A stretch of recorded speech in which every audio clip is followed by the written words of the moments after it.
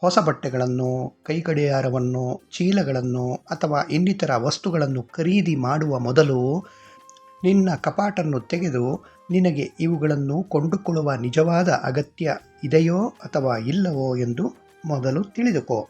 ಹೊಸ ಆಟದ ಸಾಮಾನಿಗಾಗಿ ನಿನ್ನ ಮಗು ಹಠ ಮಾಡಿದಾಗಲೂ ಸಹ ಹೀಗೆಯೇ ಮಾಡು. ಸಮೃದ್ಧಿ ಎಂದರೆ ಎಲ್ಲವೂ ಅಧಿಕವಾಗಿ ಲಭ್ಯವಾಗಿರುವುದು ಎಂದರ್ಥವಲ್ಲ. ಬದಲಾಗಿ ನಿನ್ನ ಅಗತ್ಯ ಇದ್ದಂತೆ ಅದರ ಅನುಗುಣವಾಗಿ ಸಮಯಕ್ಕೆ ಸರಿಯಾಗಿ ನಿನಗೆ ಅದು ಸಿಗುವುದು ಎಂದರ್ಥ. ನೀನು ಈ ರೀತಿ ಸರಿಯಾಗಿ ಅರ್ಥ ಮಾಡಿಕೊಂಡಾಗ ನಿನ್ನ ಮನಸ್ಸನ್ನು ಅದೇ ತರಹ ತಯಾರಿ ಮಾಡಬಹುದು. ಎಲ್ಲ ವಸ್ತುಗಳು ಸನ್ನಿವೇಶಕ್ಕೆ ಸರಿಯಾಗಿ ನಿನಗೆ ಸಿಗುತ್ತಾ ಹೋಗುತ್ತದೆ ಎಂಬುದನ್ನು ನೀನು ಆಗ ಅನುಭವಿಸುತ್ತೀಯ. ಯಾವುದೇ ಆಸ್ತಿ ಇರಲಿ, ಅದು ಬೆಲೆ ಬಾಳುವಂತಹ ಸಂಪನ್ಮೂಲವೇ ಆಗಿರಲಿ, ಯಾರಿಗೆ ಅದರ ಅಗತ್ಯವಿದೆಯೋ ಅವರೊಂದಿಗೆ ಹಂಚಿಕೋ.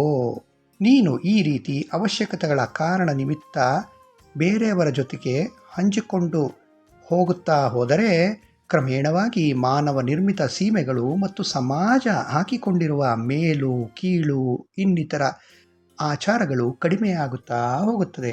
ನಿನ್ನ ಶರೀರವು ತನ್ನಷ್ಟಕ್ಕೆ ತಾನೇ ಉಪಶಮನ ಮಾಡಿಕೊಳ್ಳುವ ಗುಣವನ್ನು ಹೊಂದಿದೆ. ಆದರೆ ನಿನ್ನ ಮನಸ್ಸನ್ನು ಈ ಶರೀರದ ಬಗ್ಗೆ ಏನು ಯೋಚಿಸುತ್ತದೋ ಆ ಯೋಚನೆಗಳ ಮುಖಾಂತರ ಇಂತಹ ಸೂಚನೆಗಳು ರವಾನಿಸಲ್ಪಡುತ್ತವೆ. ಹಾಗಾಗಿ ಯಾವಾಗಲೂ ಧನಾತ್ಮಕ ಚಿಂತನೆ ಮಾಡುತ್ತಿರು. ನಿನಗೆ ನನ್ನ ತುಂಬ ಪ್ರೀತಿ ಇದೆ. ಸಾಯಿ ಬೋಲತೆ ಹೈ, ಸಾಯಿ ಬೋಲತೆ ಹೈ, वो चुप नहीं रहते, हमेशा बोलते हैं.